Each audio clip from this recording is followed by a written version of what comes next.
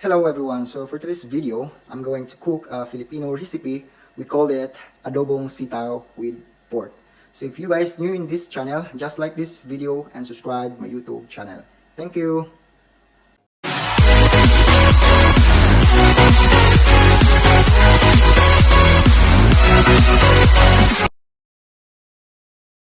Hello everyone, so now I'm going to show you my ingredients for this recipe.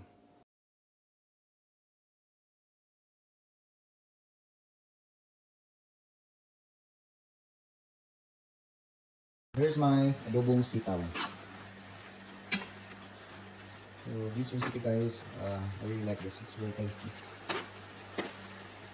So the first step that you need to do if you cook this dish, you need to add an oil and saute the onion, garlic, tomato, and it depends on you if you like to add chili, because I like the spicy, so I add chili. So it depends on you guys if you like to add chili.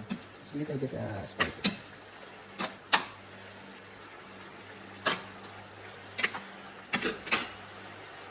This is very tasty guys.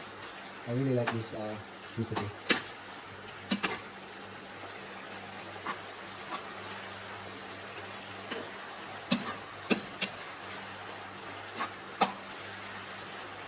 This is my adobong sitaw.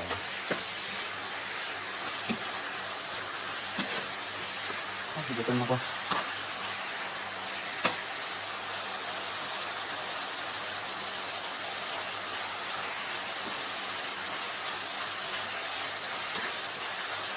Now I'm going to fry it.